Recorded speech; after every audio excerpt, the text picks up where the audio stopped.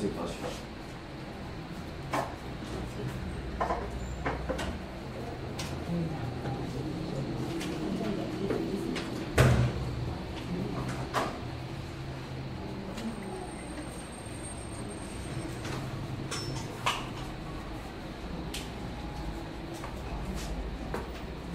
Pardon, on n'a pas bien compris la consécration.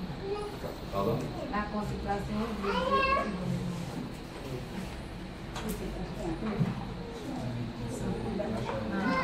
Ok, ça veut dire quoi la consécration? D'accord. On va, sur l'enseignement de ce soir, donc plus on va enseigner, plus tu vas être éclairé par rapport à la consécration. Voilà. Parce que c'est quelque chose de très fondamental pour notre marche chrétienne. Amen. Ah oui, si on veut servir Dieu ou si on veut aller plus loin avec Dieu, il faudrait qu'on puisse se consacrer à Dieu. Amen. Et si on voit Yahvé qui est en train de mettre, à part, d'accord, Aaron et ses fils pour le sacerdoce. C'est quoi le sacerdoce? Pour le service. Donc pour servir Dieu, d'accord, il faudrait que Dieu nous mette à part. Il faudrait que Dieu, on soit consacré à Dieu. Est-ce qu'on voit un peu? Et nous sommes dans Lévitique 8, verset 10 à 12. Lévitique 8, 10 à 12.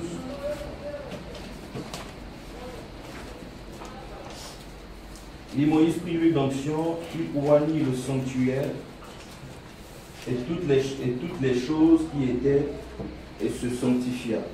Il en fit 7 fois l'aspersion sur l'autel et il oignit l'autel et tous ses ustensiles et la cuve avec sa base afin de les sanctifier. Il répandit de l'huile d'onction sur la tête d'Aaron et l'oignit afin de le sanctifier. Amen. Hein? Donc on voit comment est-ce qu'on a consacré Aaron. Amen. Hein? L'huile, c'est l'image de quoi? L'image de l'esprit. L'image de l'onction. Amen. Hein? On ne peut pas faire le service de Dieu si on n'a pas l'onction. On ne peut pas faire le service de Dieu si on n'est pas consacré à Dieu. Si on veut servir Dieu tout en n'étant pas consacré, on s'expose. Si on veut servir Dieu et que Dieu ne nous a pas mandaté à ce service, on s'expose. On s'expose à quoi? On s'expose à la mort, on s'expose à la puissance des ténèbres, on s'expose à beaucoup de choses.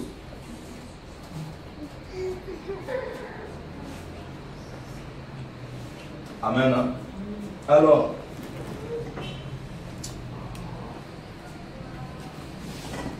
c'est quoi la consécration?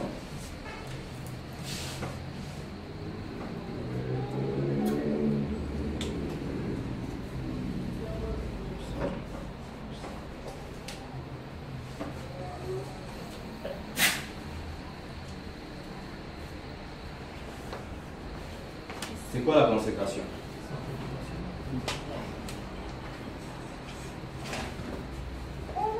Oui. La sanctification. Quoi d'autre? Pardon? Mise à part. Alléluia. Quoi d'autre?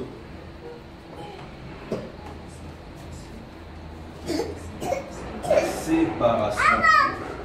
La séparation avec quoi? Avec le péché, la séparation, le fait de se mettre à part. Mettre à part pour qui? Pour Christ, hein? D'accord? Et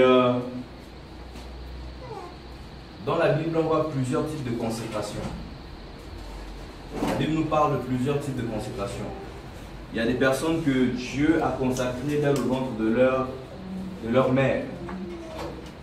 Il y a d'autres eux-mêmes qui ont pris la décision, la résolution avec Dieu de se consacrer. Amen. Hein? Et la consécration est tirée du verbe consacrer. consacré. Donc, qui vient de l'hébreu, je crois que c'est Nazar. Vient de l'hébreu Nazar. Nazar qui parle de séparer. Qui parle de séparer, qui parle de s'éloigner. S'éloigner, s'abstenir. S'abstenir. Se consacrer. Se consacrer. Consacrer. Être. Être.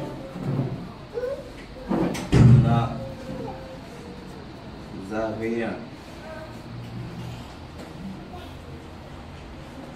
Ou vivre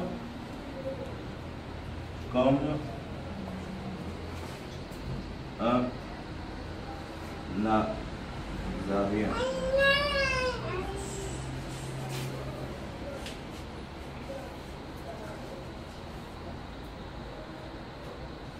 Alors, le mot consécration est tiré du verbe consacrer, d'accord, qui nous dit en hébreu Nazar, qui vient du verbe hébreu Nazar, qui parle de séparer, s'éloigner, séparer de quoi? Séparer du monde, séparer du péché, séparer de la corruption, séparer de tout ce qui peut nous éloigner de Dieu. Et ensuite, on dit s'éloigner. S'éloigner de qui? S'éloigner des mauvaises compagnies. S'éloigner du péché, de tout ce qui est contraire à la volonté de Dieu. En gros, prendre position. S'abstenir. S'abstenir des désirs de la chair. S'abstenir des passions de la jeunesse. S'abstenir de la musique du monde. S'abstenir, je ne sais pas, de tout ce qui est contre la volonté de Dieu. Alléluia. Et par la suite, on dit se consacrer, être un Nazaréen ou vivre comme un Nazaréen. Qui comprend ce terme-là, être un Nazaréen? C'était qui les Nazaréens? Des personnes consacrées. D'accord? Et on appelait aussi Jésus le Nazaréen. Pourquoi on disait qu'il était Nazaréen?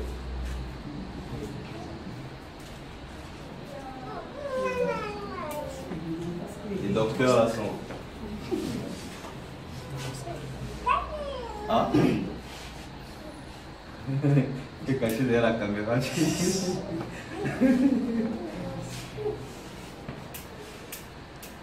veut dire quelque chose? Oui, essaie. Parce qu'il a été consacré depuis le ventre de sa mère. Ça, c'est un élément de réponse.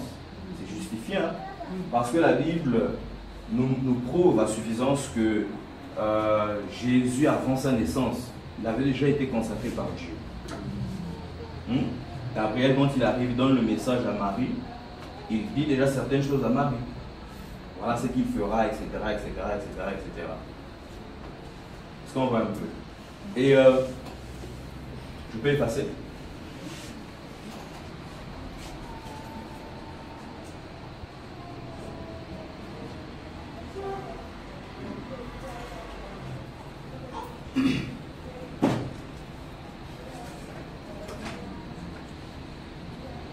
On va parler un peu des Nazaréens. C'est pour nous encourager.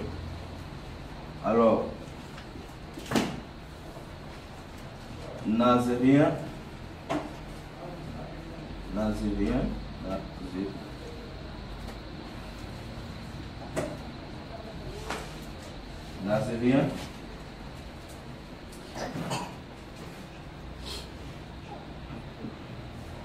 ou Nazirien, on met ça comme ça, ou Nazirien,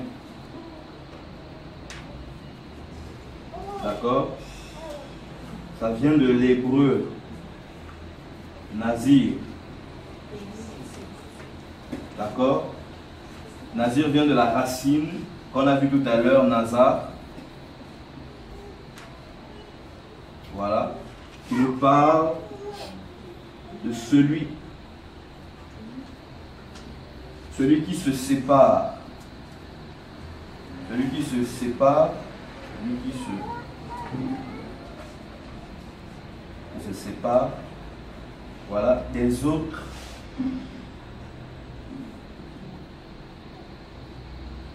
en se consacrant.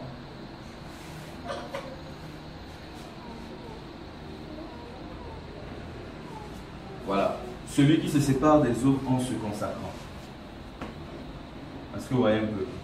Donc, un Nazérien ou un Nazirien qui vient de Nazir, tiré de la racine de Nazar, qui parle de celui qui se sépare des autres en se consacrant. Est-ce qu'on voit un peu? Et un Nazarien était une personne consacrée au service de Dieu. Est-ce qu'on voit un peu? Donc le fait qu'il se sépare des autres, c'est un objectif, celui de se préparer, d'accord, au service de Dieu. Celui de se mettre à part pour servir Dieu, donner toute sa vie à Dieu, toute sa jeunesse, tout son temps à Dieu.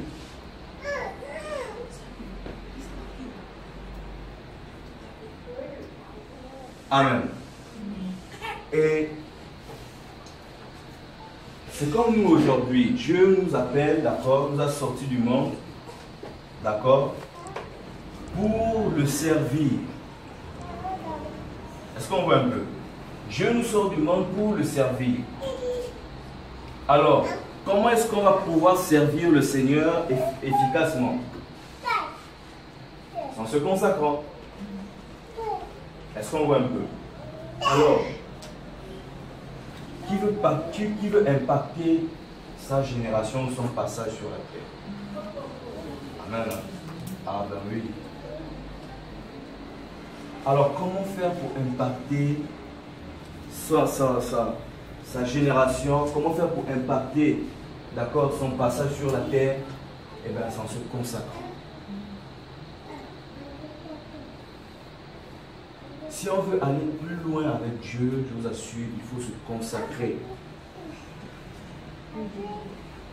Si on veut que Dieu nous utilise puissamment, il faut se consacrer. La consécration, c'est le sacrifice. La consécration, c'est la mort à soi-même.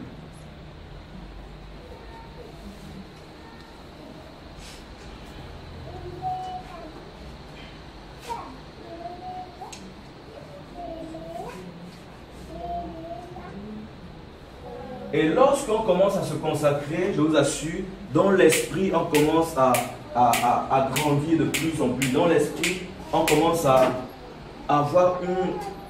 atteindre une certaine dimension avec Dieu. Plus tu te consacres, plus tu commences à atteindre une certaine dimension avec Dieu.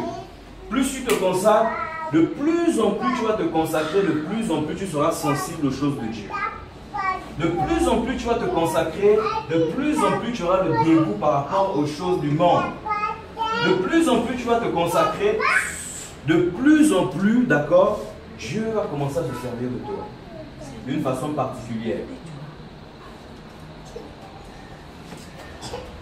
Alléluia. Est-ce que ça nous intéresse, ce que je suis en train de dire? Et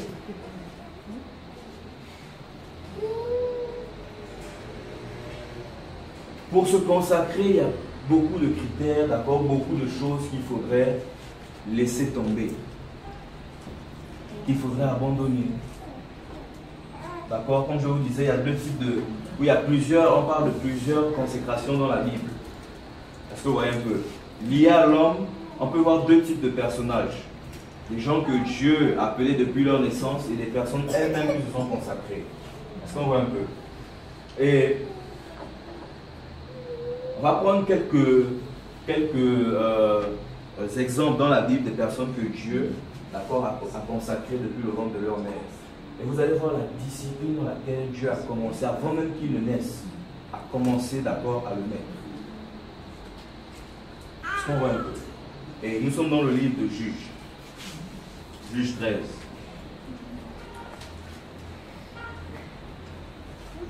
Quelqu'un va lire à partir du verset 1.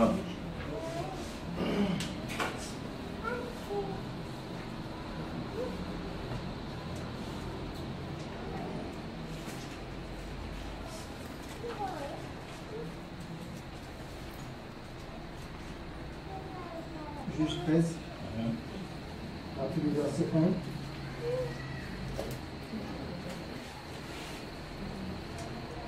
Et les enfants d'Israël recommencèrent à faire ce qui est mal aux yeux de Yahweh.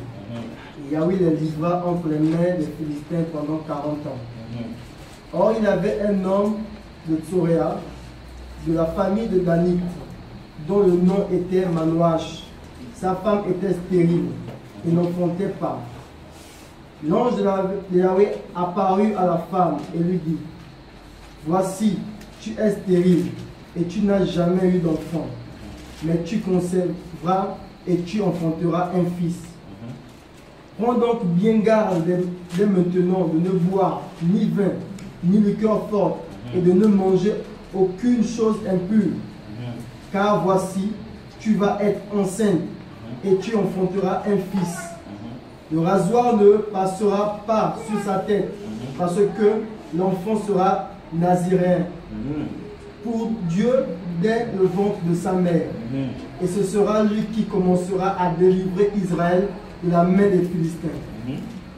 Et la femme vint et parla à son mari en disant: un homme de Dieu est venu vers moi, et son aspect était comme l'aspect d'un ange de Dieu, extrêmement redoutable. Je ne lui ai pas demandé d'où il était, et il ne m'a pas déclaré son nom. Mais il m'a dit: tu vas être enceinte et tu enfanteras un fils. Maintenant donc, ne bois ni vin, ni liqueur forte, et ne mange aucune chose impure, car cet enfant sera naziréen pour Dieu dès le ventre de sa mère jusqu'au jour de sa mort. Ok, dans d'autres versions, on dit car cet enfant sera consacré à Dieu dès le ventre de sa mère jusqu'au jour de sa mort. Est-ce qu'on voit un peu? Et ici, il est question de qui? Il est question de Samson. Avant qu'il ne naisse, Dieu, d'accord, parce que celui qui avait l'aspect d'un ange, on voit que c'est Yahvé. Par la suite, avec son mari, ils sauront que c'est Dieu. Ils vont offrir un holocauste et Dieu va venir consumer ça, d'accord? Et son mari aura peur de dire que, ah, on a vu Dieu face à face, c'est sûr qu'on va mourir. Est-ce que vous voyez un peu? Alors, qu'est-ce qui va se passer? Ils vont suivre tout, d'accord, toutes les instructions que Dieu les a confiées. Avant même qu'ils ne naissent. C'est-à-dire que lorsqu'elle va avoir cette grossesse-là, elle ne devrait toucher ni vin, ni liqueur forte. Elle ne devrait pas manger, d'accord, des choses qui sont impures. C'est-à-dire qu'elle devait avoir une ligne de conduite à suivre. Est-ce qu'on me suit? Alors, qu'est-ce qui va se passer? Samson va naître effectivement et on va voir comment Dieu va l'utiliser d'une façon puissante. Est-ce que vous voyez un peu? Il sera vraiment comme une image, d'accord, du Sauveur, comme une image de Christ. Est-ce que vous voyez un peu? De quelqu'un qui vient pour sauver, d'accord, les Juifs de la main des Philistins. Est-ce que vous voyez un peu? Et il sera rempli de l'Esprit de Dieu, de la puissance de Dieu, de la force de Dieu.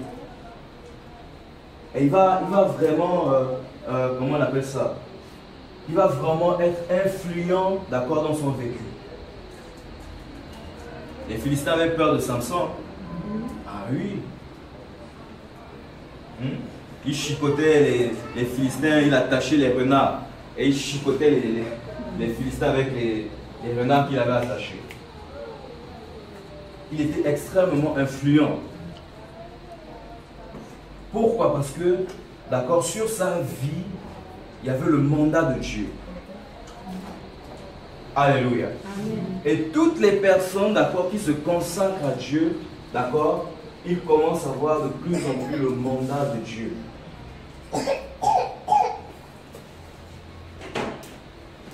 J'ai l'impression qu'on ne me suit pas. Est-ce qu'on me suit? Ok. On va prendre un autre passage. Nous sommes dans le livre de Samuel.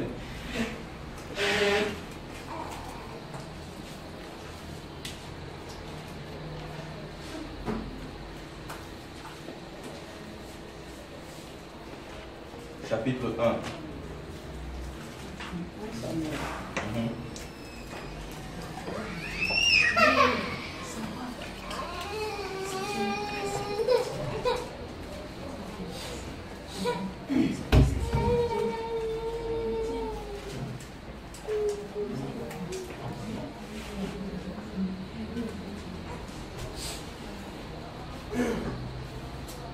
Quelqu'un va lire à partir du verset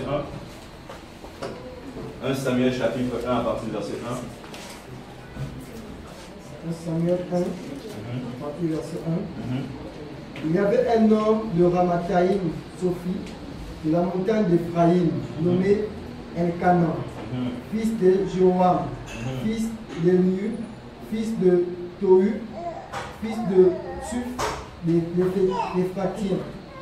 Il avait deux femmes, dont l'une s'appelait Anne et l'autre Panina. Pénina avait des enfants, mais Anne n'en avait pas. Or cet homme-là montait tous les ans de sa ville à Sion pour adorer Yahweh des armées et lui offrir des sacrifices. Là étaient les deux fils de lui, Ophni et Phiné, prêtres de Yahweh. Le jour où Elkanan offrait son sacrifice, il donnait les portions à Pénina, sa femme, à tous les fils et à toutes les filles qu'il avait d'elle. Mais il donnait à Anne une portion double, car il aimait Anne. Mais Yahweh avait fermé sa matrice. Sa rivale ne cessait pas de lui causer du chagrin pour qu'elle s'irrite parce que Yahweh avait fermé sa matrice. Quand Anne montait à la maison de Yahweh, Pénina lui causait du chagrin de la même manière et Anne pleurait et ne mangeait pas. Elkanan, son mari, lui disait: Anne, pourquoi pleures-tu et pourquoi ne manges-tu pas? Pourquoi ton cœur est-il triste? Est-ce que je ne vaux pas pour toi mieux que 10 fils?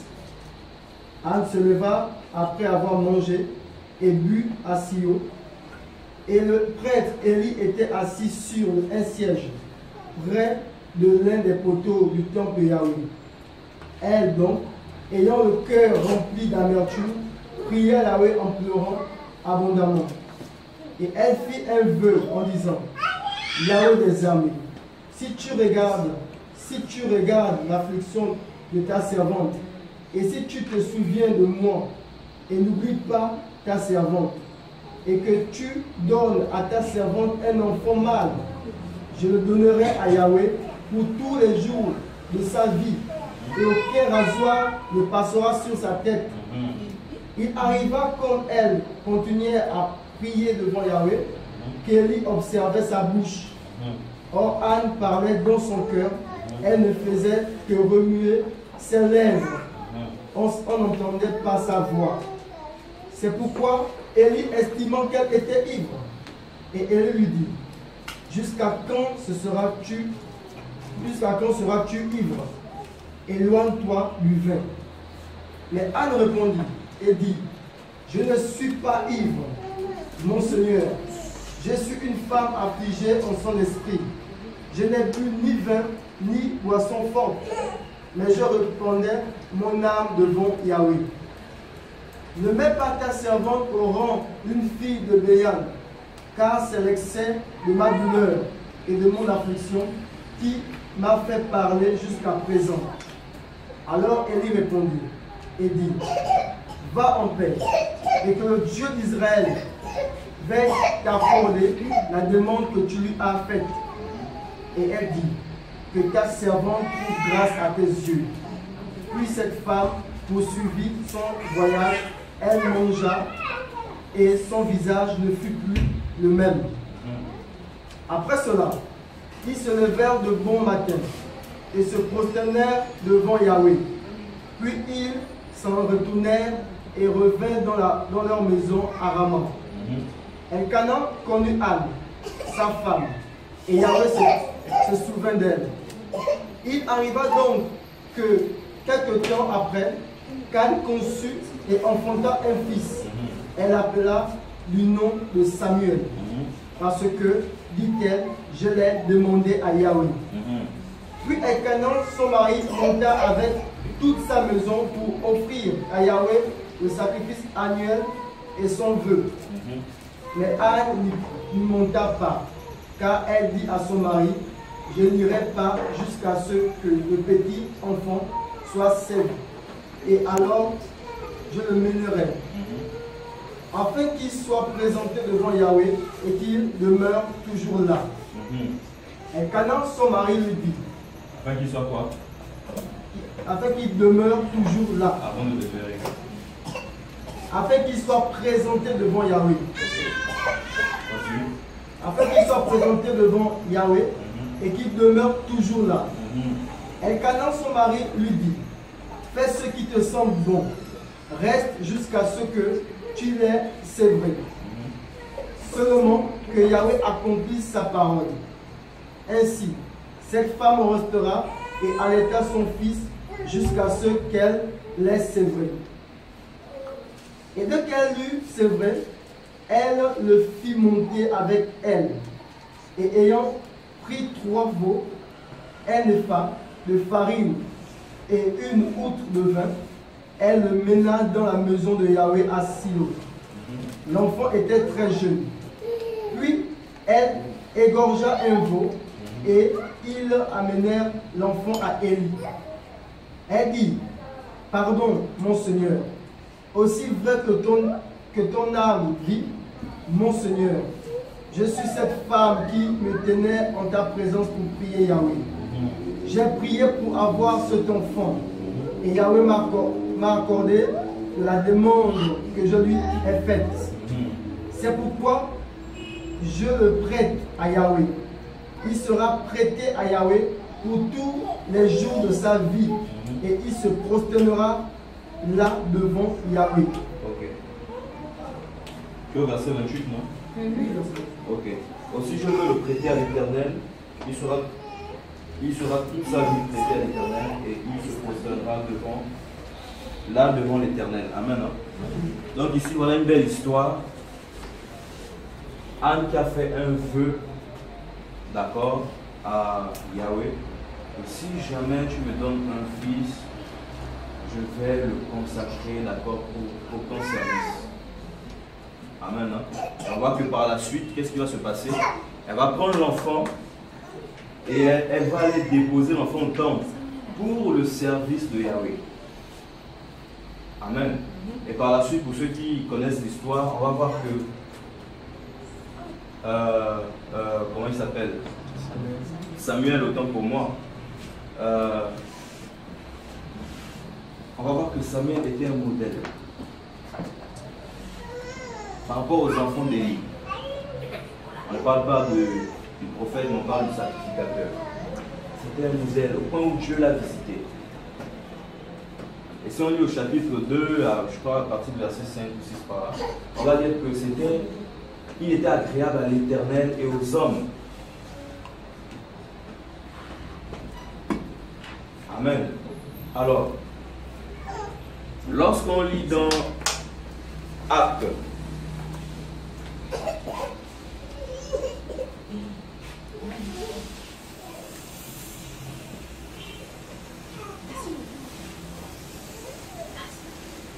Actes chapitre 18.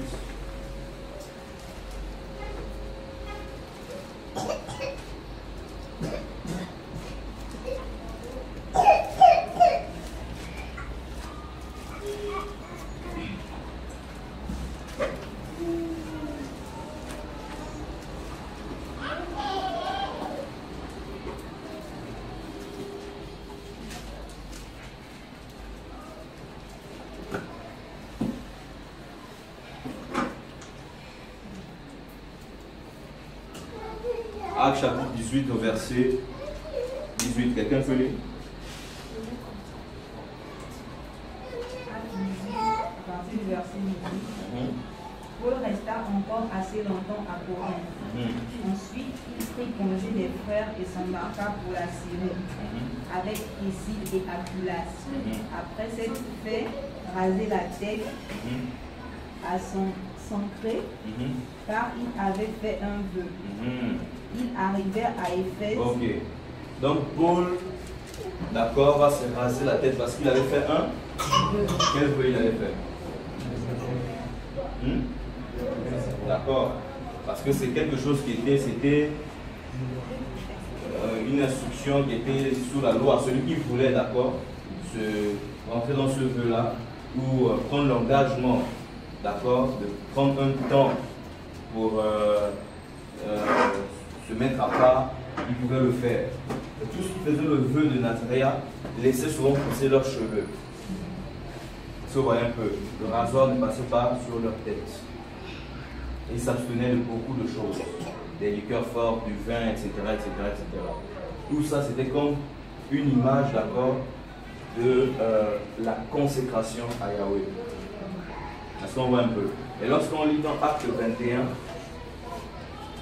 Acte chapitre 21, je crois au verset Acte 21.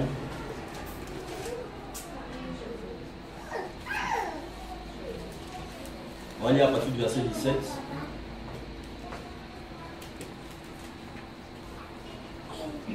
Acte 21, verset 17. À partir du verset 17.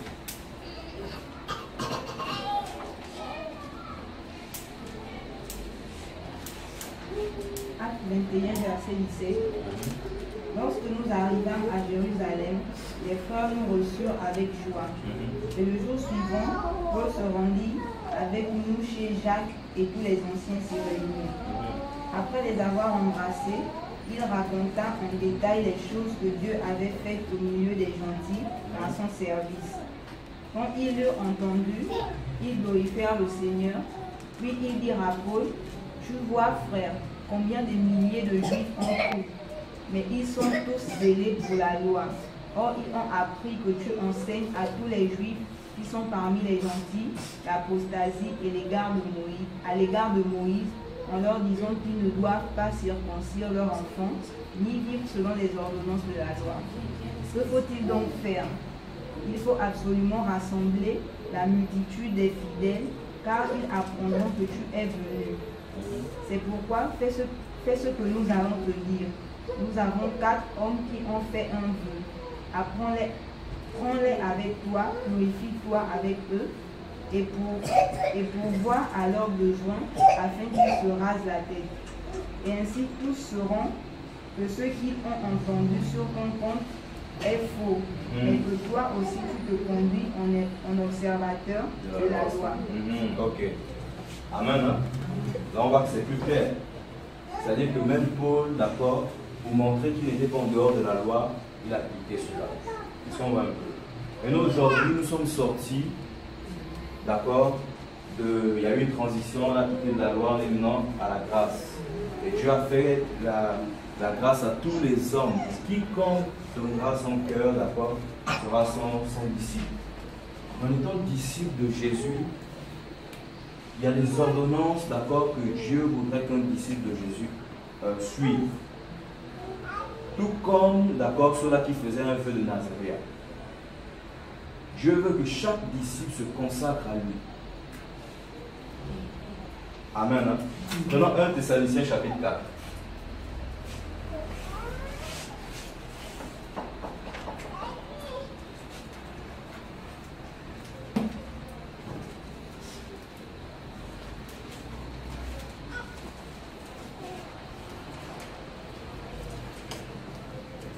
1 Thessaloniciens chapitre 4.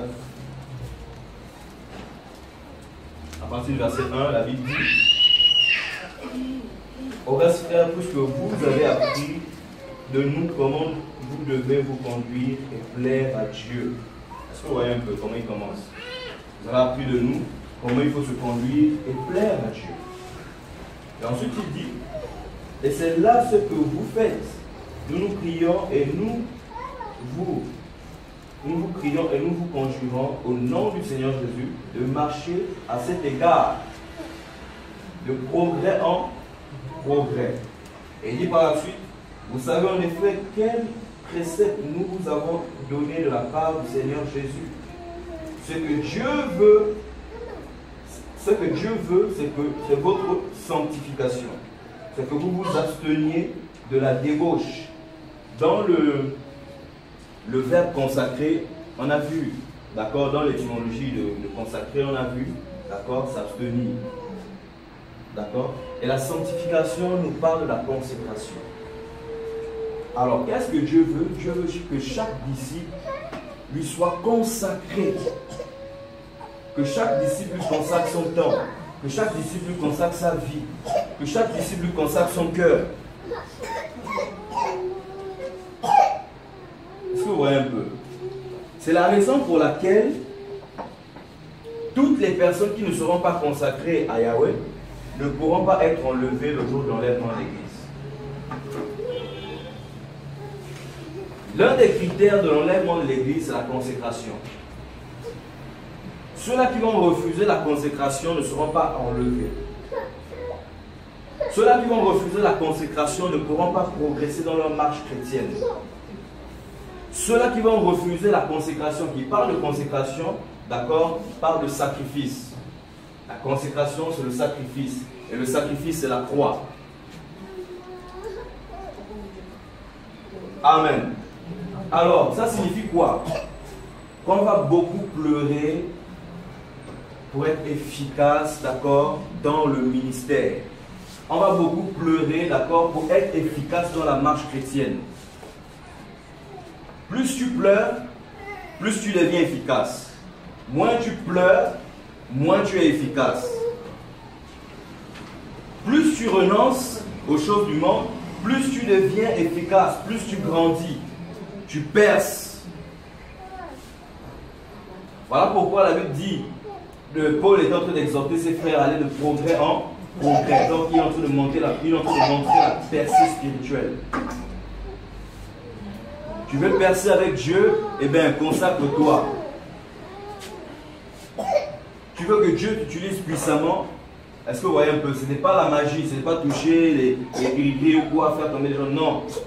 La consécration, c'est d'abord la vie. C'est lié au caractère. Ça touche ton caractère. Plus ton caractère est transformé par le Saint-Esprit, d'accord, plus Dieu va commencer à t'utiliser puissamment. L'onction va de plus en plus couler, d'accord, dans tout ce que tu vas faire. Tu vas commencer à dégager la crainte de Dieu. Tu vas commencer à dégager la crainte de Dieu. Quand on va commencer à te voir, ce n'est plus le frère X qu'on va voir ou la soeur, je ne sais pas, Y qu'on verra, mais ce sera la vie de Christ qui va déborder.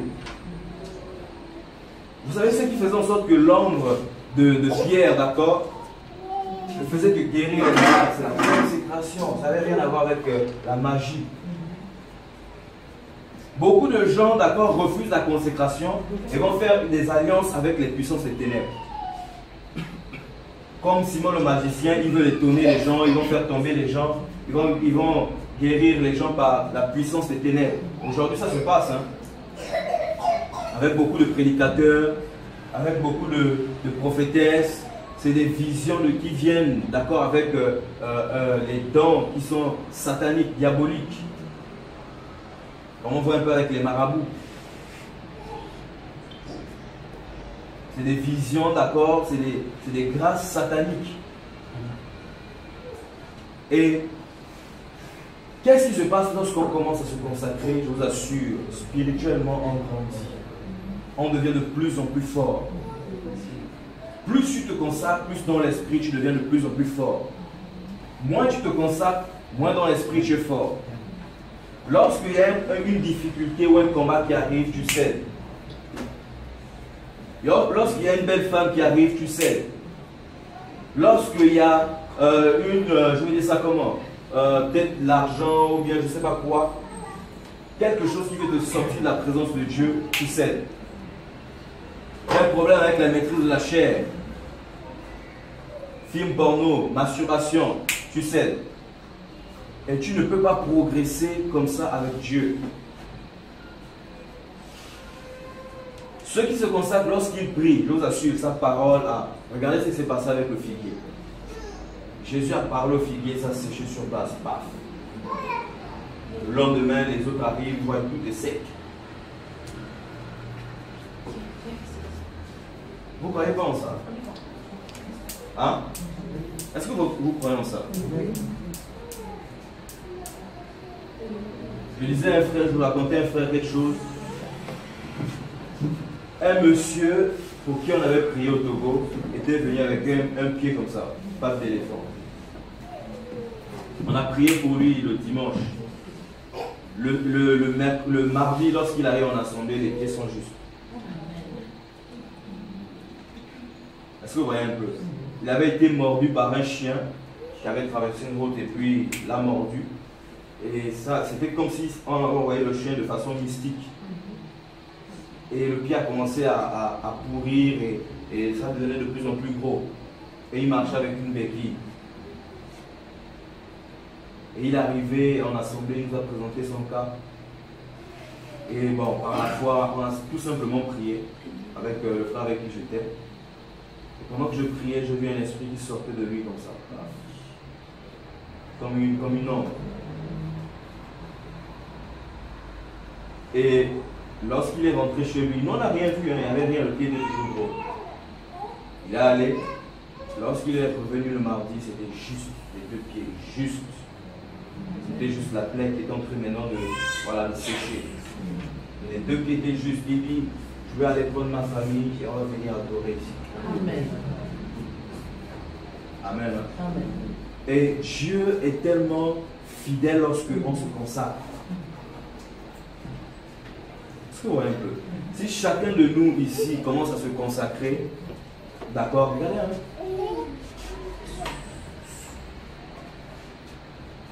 Merci Seigneur. Talibé là,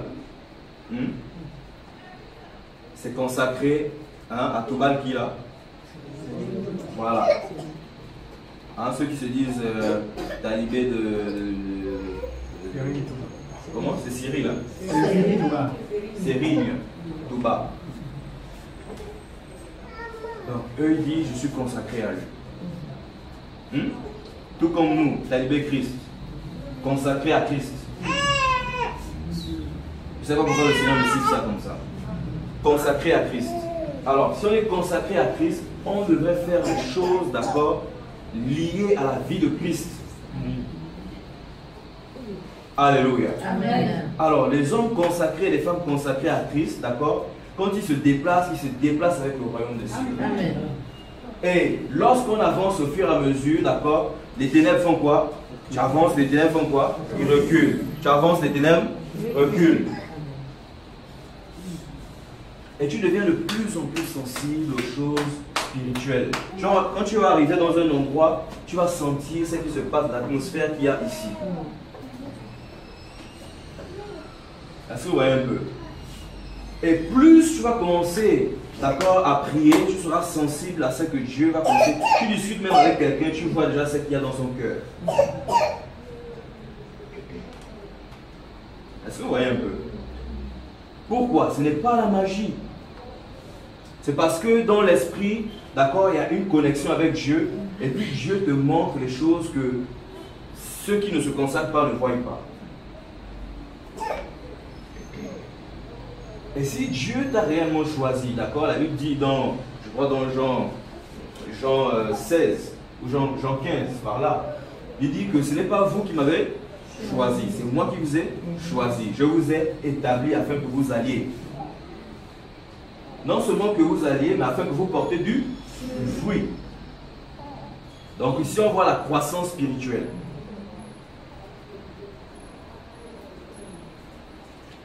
Tu veux plaire à Dieu, eh bien, il faut te consacrer.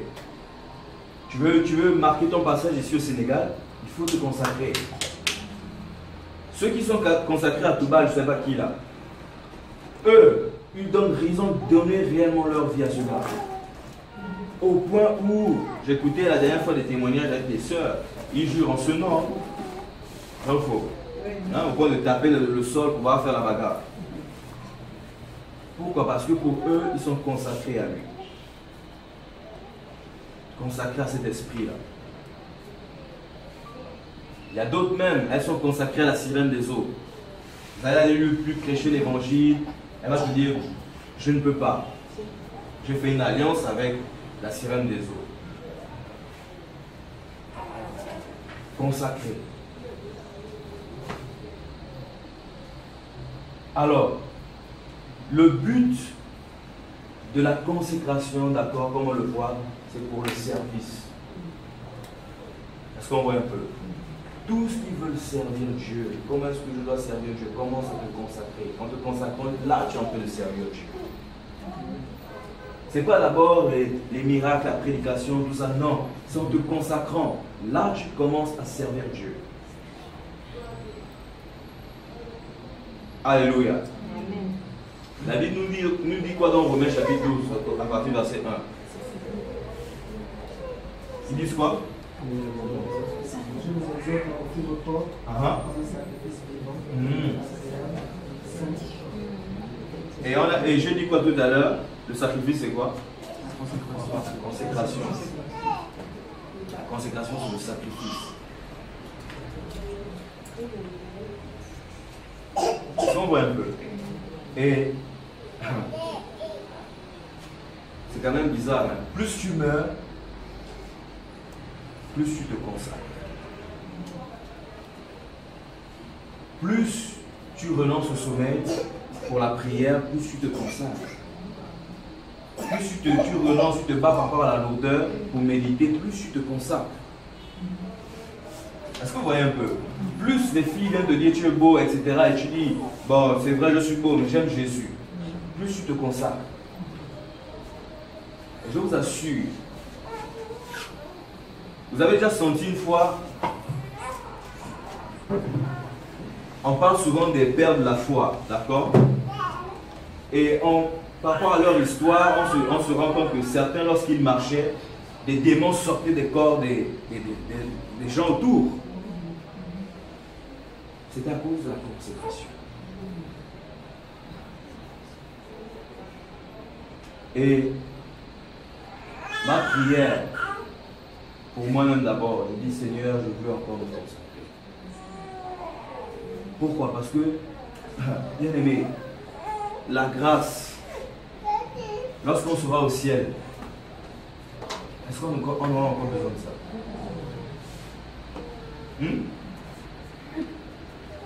Ou bien, on sera dans toute la connaissance avec le Père et on sera dans tout. Mais pendant qu'on est ici sur la terre, on a besoin de ça, les gars. On a besoin de s'équiper, de se consacrer, de vivre des choses extraordinaires. Moi aussi, je vais aller raconter des choses aussi à Paul.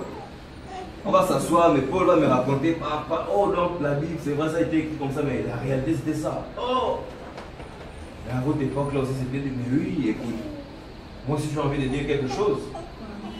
Ou bien, pendant qu'on est vivant, Jésus dit que vous allez faire des choses plus grandes que celles que j'ai faites. Si tu as une foi comme un grain de sénévé, tu diras à cette montagne, ôte-toi de là. Je pense que c'est seulement juste parce que tu as la foi et puis tu as dit à la montagne, ôte-toi de là, elle va partir comme ça. Hein? Tu as la foi, mais il faut te consacrer. Ta consécration va déterminer, d'accord, l'autorité, le mandat que tu as. Ça, c'est vraiment, je veux vraiment vous emmener à être pratique avec Dieu. Avec Dieu, je vous assure, la chose la plus importante, ce n'est pas la théorie, ce n'est pas les versets bibliques, tac, tac, et on va, tu impressionnes les gens. Non, c'est ta vie. Ta vie pèse quoi? Est-ce que vous voyez un peu? Ta vie pèse quoi?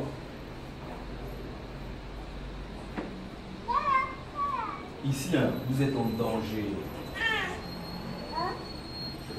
Ici au Sénégal, depuis que je marche un peu avec Julien, il m'accompagne un peu. Parfois je ne parle même pas, c'est lui qui parle. Je suis là calme, j'écoute seulement. Dans mon cœur, je suis en train de parler, je suis en train de dire, ah Seigneur, vraiment, c'est terrible ici. Vous avez vu une jungle? Hein? Dans la jungle, il y a quoi? Il y a toutes sortes de bêtes. Hein? C'est comme ça ici. Si vous avez les yeux de l'esprit, vous allez voir qu'il y a toutes sortes de bêtes. Il y a toutes sortes de choses. Et si tu n'es pas consacré à Dieu, tu peux te prendre une balle perdue. Le jour où tu décides de ne pas te consacrer, le jour où tu décides de faire une erreur, tu te prends une balle. Ah! Parce que ça erre. Et dans l'esprit, d'accord, Satan et les gens qui sont mystiques, d'accord, arrivent à savoir que lui, il est chrétien. Il est différent. Souvent, lorsque on rentre à la maison à Castor là-bas, je vois les regards souvent qu'on nous jette à l'autre côté. Dans certains musulmans, là, ils défigurent comme s'ils étaient en colère. Ce n'est pas eux, mais ce sont les esprits qui les habitent.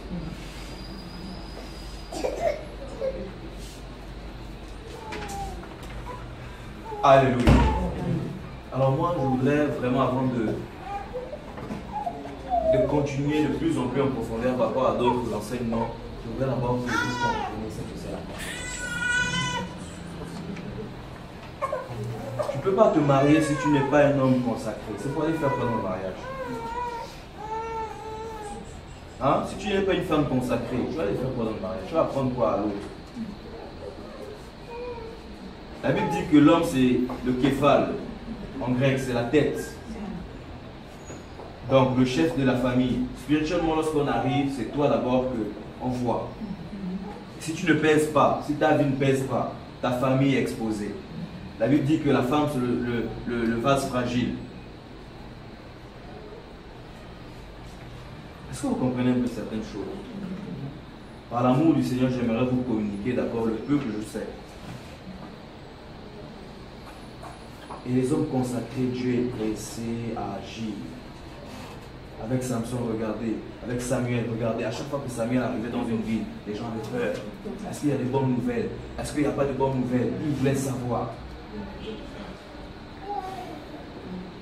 Paul, Pierre, Jean, Jacques, les hommes consacrés. Regardez même comment est-ce que Corneille a commencé à se consacrer, à se mettre à part. Vous avez vu ce que Dieu a fait? Dieu a eu le regard sur lui. Dieu aime les gens consacrés. Lorsque tu commences à te consacrer à Dieu, tu commences à vraiment réaliser, Seigneur, je veux, c'est difficile, c'est vrai. Ma chair aime encore les femmes. Ma chair aime encore les choses du monde. Seigneur, c'est vrai, toutes ces choses. Mais aide-moi à me consacrer. Père, je suis un vase fragile. En tant que femme, parfois je ressens que j'ai envie d'être avec quelqu'un qui va m'écouter, tout ça. Ou je ne me sens pas tellement aimé. Mais aide-moi, je veux me consacrer. Seigneur, regarde, je suis encore beaucoup colérique. Il y a trop de colère au-dedans de moi. Père, je prie dans le nom de Jésus. Viens enlever ça, je veux me consacrer à toi. Seigneur, regarde toutes ces jolies demoiselles qu'il y a en classe, qui souvent m'envoient des messages, qui souvent je sens comme des vibrations. Mais je veux aller au ciel. Et je veux, Seigneur, marquer ma génération. Mais je veux, Seigneur, parler de toi aux hommes. Père, aide-moi, je veux me consacrer. Ça, ce sont les prières des véritables disciples de Dieu. Et quand c'est comme ça, je vous assure. Mais regardez, réalisez une chose. Si chacun ici se consacre, vous savez ce qui va se passer ici. Il y a des gens qui sont même dans l'immeuble, qui sont possédés, qui vont commencer à crier depuis chez eux. Les démons vont sortir. Les gens qui vont commencer à passer cette porte vont commencer à tomber sur eux. Pourquoi? Parce que tout ce qui se réunit ici se consacre. Tu vas aller au marché, tu vas commencer à choisir des choses, tu vas voir le monsieur va te dire ne touche pas mes choses. Commence à comprendre que tu es consacré, Dieu est en train de t'emmener quelque part. Est-ce que vous voyez un peu? Tu vas commencer à aller quelque part, on va te chasser pour un rien. Ah mais non, haut. Est-ce que vous voyez un peu? Pourquoi? Parce que la personne voit dans l'esprit, voit ce qui se passe. Il y a un sceau, sur toutes les personnes qui sont consacrées, il y a un sceau, il y a la marque de Christ. Sans qu'on ne va vous toucher, d'accord? Même si on ne prie pas pour vous, si vous commencez à vous consacrer, si vous êtes possédé, les démons vont sortir ceux de votre corps. Quand j'ai commencé à crier au Seigneur par rapport à ma vie, d'accord, j'ai vu une fumée qui est sortie de mon ventre comme ça. J'ai commencé à fuir. Parce qu'avant, je fumais un peu avec... je n'aimais pas ça, mais je suivais les autres. Et lorsque j'ai commencé à sérieusement prier au point où j'avais des vertiges quand je priais, et je sentis comment je vois, Dieu m'a ouvert les yeux, la fumée est sortie du ventre comme ça, et ça a disparu de nulle part. Tout ce qui fume là, que vous voyez là, en train de fumer là, comment on appelle la fumée là, c'est un esprit. Pendant que tu regardes les films pornographiques, tu es en train de regarder ça, des démons rentrent dans tes yeux. Ça rentre, tu as l'impression maintenant que tu ne vois plus bien. La cécité, tu as l'impression que c'est des démons qui viennent faire des couches dans tes yeux.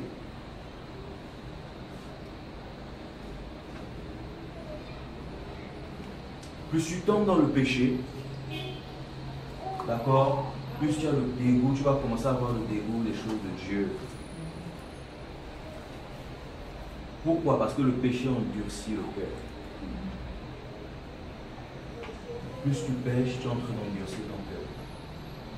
Plus tu acceptes les choses du monde, tu es en train d'endurcir ton cœur quant à la parole. Vous allez voir les personnes qui ont bien commencé, après quand il a commencé à pécher, le cœur est devenu dur. Quand tu parles des choses de Dieu, ça a du mal à percer. Là, il faut les genoux au sol, crier à Dieu, dire Seigneur, délivre-lui. Ou délivre-la, délivre-le. Alléluia. Amen. Alors, qui veut se consacrer pour Dieu? Qui comprend vraiment la nécessité de la consécration?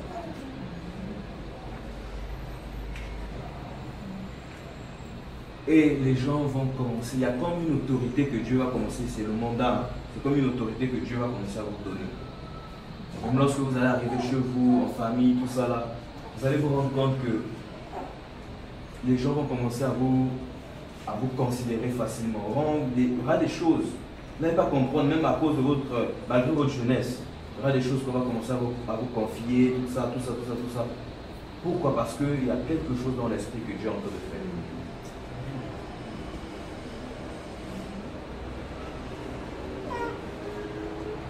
Alléluia. Amen. Y a-t-il des questions par rapport à ça?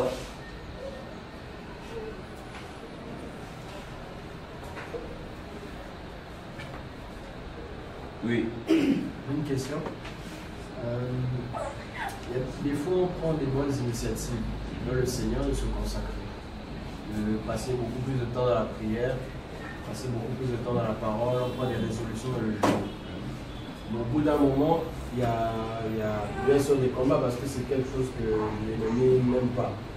Dans ce sens, qu'est-ce qu'il faut faire pour pouvoir persévérer dans cette démarche de consécration? D'accord. Il y a des choses que l'ennemi n'aime pas. Hein? Dans le sens, il veut t'empêcher de percer. Donc comment faire pour persévérer? La chose à faire, c'est... Vous savez, Dieu c'est un Père. Dieu vraiment c'est un Père. Et Dieu écoute. Dieu écoute les prières. Et lorsque vous allez commencer à...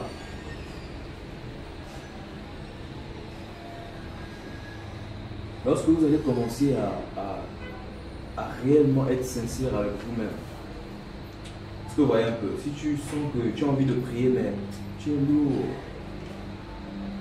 il suffit juste de quelques mots pour dire au Seigneur, Seigneur, j'ai envie de prier, mais je me sens lourd. Aide-moi. Vous allez voir comment il y aura quelque chose qui va se passer, tac. Ou bien quelqu'un va t'appeler, oui, frère, oui, j'ai soif, j'ai envie de prier, viens, on va prier. Est-ce que vous voyez un peu quelque chose pour vous stimuler à persévérer? Il suffit simplement d'ouvrir la bouche, de parler à Dieu. Vous savez, c'est que souvent la chair nous fait. Lorsqu'on veut prier, lorsqu'on veut méditer, elle te montre clairement qu'elle ne peut pas prier. Elle te montre qu'elle ne peut pas méditer. Moi, le plus souvent, lorsque c'est comme ça, là, j'arrête. Je me parle en main, je me dis, j'arrête. Je vais aller prier. Ou que lorsque je sens la douleur, ou lorsque, même ici, hein, je ne manque pas de prier. Je sens la lourdeur comme ça, là, j'ai envie d'aller dormir. Le corps est pressé à aller se plonger sur le lit. Je dis non, je ne peux pas dormir comme ça. En dormant, je peux recevoir des attaques. Parce que les gars, c'est des esprits, d'accord, les démons, à tout moment, ils cherchent vraiment à venir te nuire. Même si je suis fatigué, je fléchis les genoux. Et je commence à prier, dis Seigneur, voilà. Et je dors comme un gros bébé. Quand je me réveille, ah Seigneur, sois béni, merci, je prends un peu de temps avec toi. Lorsque je vais quelque part, Seigneur, précède-moi déjà, va avant moi. Parce qu'en allant avant moi, tu me diras ce qu'il y a là-bas. C'est ce que je fais. Précède-moi déjà, Seigneur. Je passe pas mon temps peut-être à faire des longues prières. Oh non. Ah, c'est comme peut-être je sens dans l'esprit qu'il y a un combat et allez, je rentre. Mais si je sens